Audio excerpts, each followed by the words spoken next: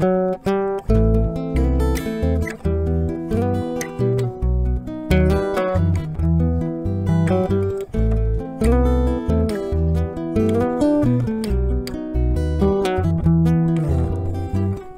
jour, tu t'en iras comme une voix qu'emporte le vent, comme une voix qu'emporte le vent, au-delà des mers. Les côtés en bourse de la mafia congolaise qui nous donnent du fil à retordre sans nous laisser là le moindre répit. Ces pasteurs et politiciens qui jouent au tonton flingueur, toujours aussi flamboyants que tape à l'œil, et plus particulièrement celui qui pilote en ces jours, le MCCS. Oui, je répète bien, le MCCS, Ministère chrétien du combat spirituel. Oh mon Dieu, juste une bande d'escrocs qui ont tiré la profit de la crise qui sévit en République démocratique du Congo depuis que l'État a failli à son devoir. Voilà quelques décennies. Quelle aubaine pour tous ces escrocs qui n'avaient plus qu'à mettre là le grappin dessus pour s'offrir une vie de star system aux dépens du peuple congolais. Oui, une population abandonnée à elle-même et prête à écouter et à suivre n'importe qui, tant qu'on leur vend un peu de rêve. Oui, tant qu'ils lui vendent du rêve pour ne pas juste voir la réalité bien en face. Ces faux pasteurs et prophètes de malheur ne sont autres que des adeptes d'un machiavélisme bien obscur, parfois que fut lui-même Nicolas Machiavel, et ce qui nous conduira par la suite à plus d'un siècle après au libéralisme. Oui, ce libéralisme anglais sauvage qui était basé sur l'exploitation de l'homme par l'homme. Et pour être un peu plus clair, l'exploitation des pauvres par les riches.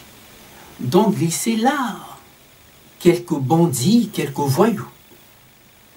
Et souvent des escrocs qui savent tirer profit de la situation et du contexte afin de mieux s'enrichir. D'où aussi cette vague déferlante des croyances sorties de nulle part, où chacun venait simplement défendre sa chapelle. Demandez aux Irlandais ce qu'a été leur histoire dans l'Empire britannique. Et vous comprendrez mieux la portée de mes propos. Ce que nous voyons avec les Hollandais et les autres églises de malheur qui n'ont jamais aussi bien porté là leur nom en tant qu'église de sommeil et non de réveil que dans dormissement.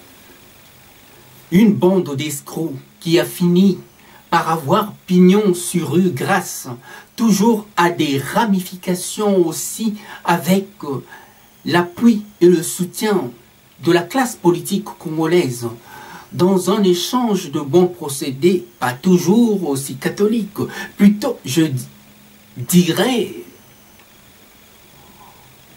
renvoie toujours l'ascenseur à l'autre. Et le peuple congolais ne cesse depuis d'en payer les frais. Tous ces pasteurs et politiciens véreux qui roulent carrosse au Congo ne sont autres que notre pire cauchemar. Ils s'enrichissent à tour de bras aux dépens de qui? Du peuple congolais. C'est une honte que de voir ces pasteurs et politiciens, des véritables voleurs, se pavaner là devant le peuple,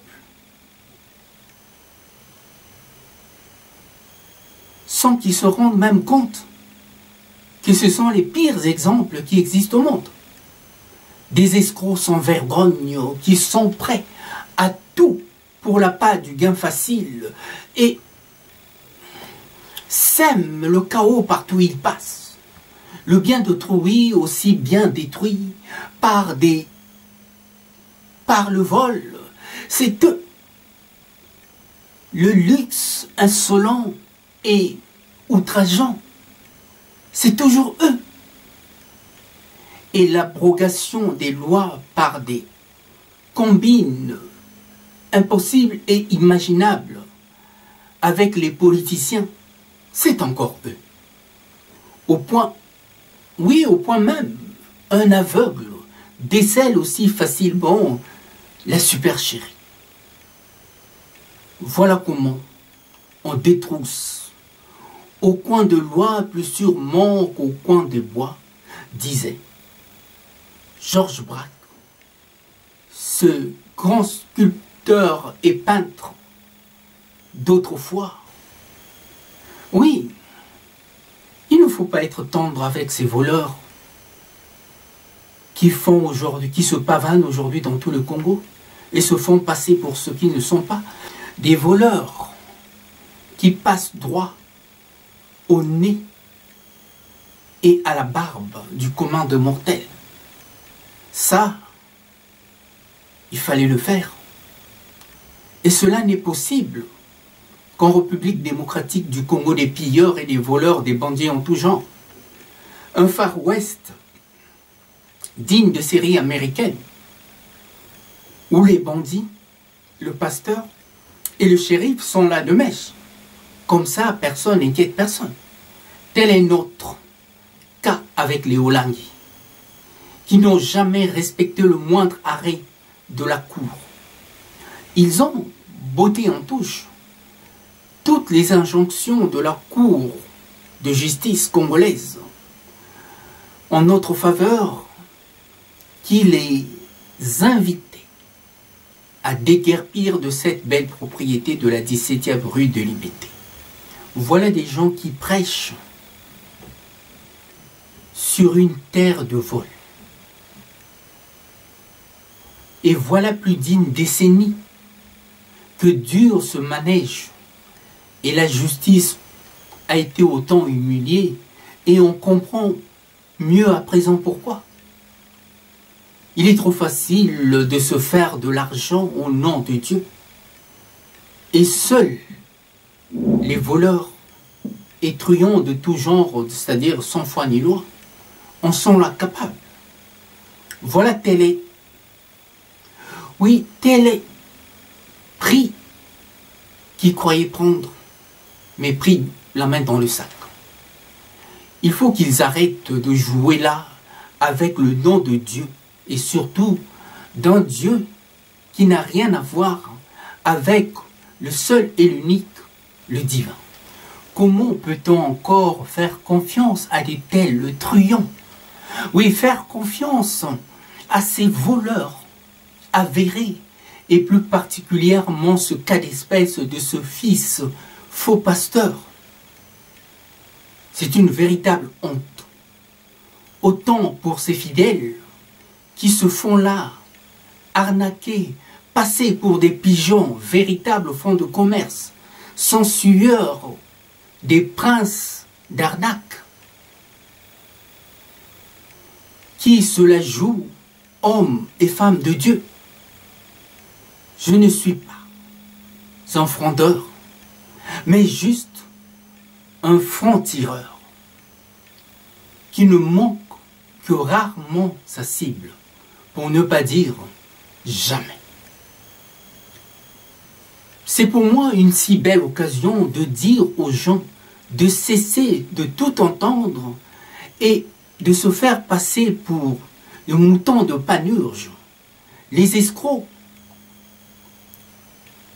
ont élu domicile en République démocratique du Congo. Et les escrocs ont en ce moment, si présent, le vent en poupe en RD Congo. Pour en finir, je crois que Satan a élu domicile en République démocratique du Congo. À bon entendeur, salut.